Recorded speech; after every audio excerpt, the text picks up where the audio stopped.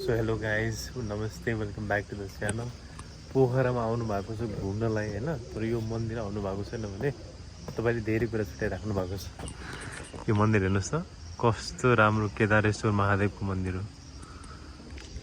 हेर्नुहोस् त, मन्दिर पछाडि कस्तो राम्रो देखेको छ। यतातिर शिवलिङ्ग अनि यतातिर चाहिँ लेकको साइडमा यो मन्दिर छ।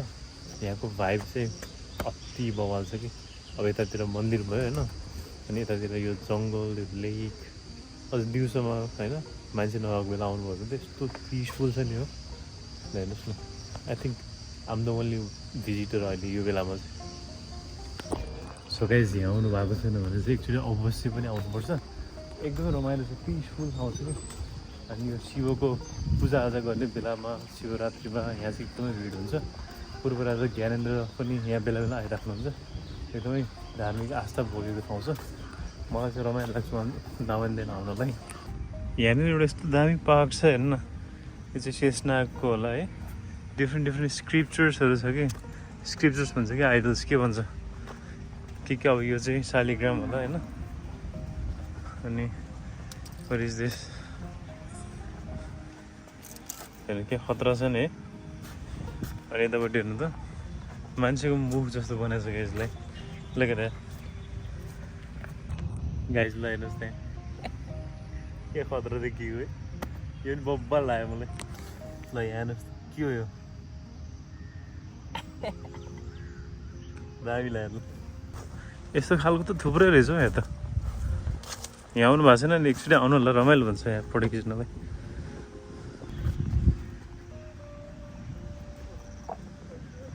कस्तो राम्रो बिरुवा रहेछ नि त, फुलहरू। यो पार्कमा यति धेरै छ यो।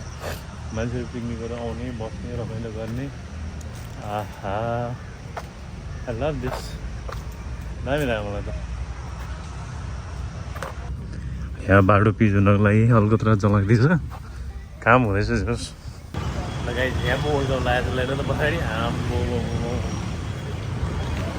ल, यो वर्ल्ड कप यहाँ त डेन्जर वर्ल्ड कप लागेको छ गाइज। पोखरामा भाइब चाहिँ छ है।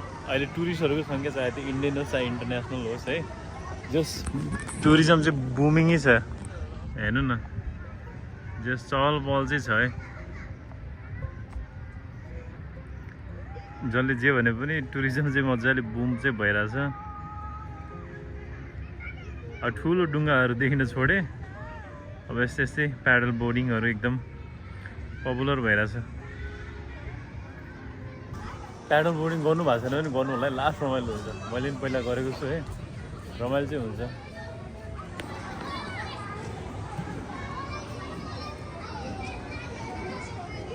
गाइज, म त पोखराको डिज्नील्यान्ड आइपुगेँ नि त। डिज्नील्यान्ड आइपुग्यो, डिज्नील्यान्ड। पोखरामा अहिले suppose to be off season, तर इन्डियन टुरिस्टहरू आएपछि चाहिँ टुरिज्म बुम चाहिँ भएको छ। होटल्सहरू बुक भएको छ, मान्छेले बिजनेस पाएको छ। त्यही हामीलाई प्रब्लम भनेको सिभिक सेन्स ओभरअली बढी गरेँ, जहाँ मन लाग्छ त्यही हेर्नु, ट्राफिक रुल ब्रेक गरेँ भन्यो। नत्र भने त ओभरअल त टुरिज्म सेक्टर हेर्ने भने त इट्स रियली नाइस अहिले यसो हेर्दाखेरि चाहिँ। नत्र भने युजली यस्तो खाली हुन्थ्यो, सुनसान हुन्थ्यो होइन पिक टाइममा पनि। अहिले चाहिँ दिउँसो आउँदाखेरि पनि यस्तो धेरै चहल पहल छ। It makes me happy also in a way.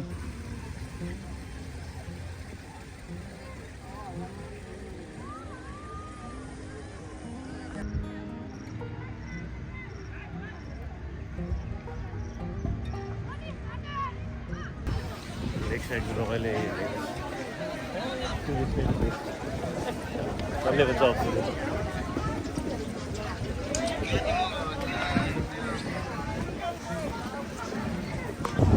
चायभरि बतास लागोस्, पानी परोस्, यहाँको मान्छेलाई कसैले पनि रोक्न सक्दैन रमाइलो गरेर। बसेर आयो जस्तो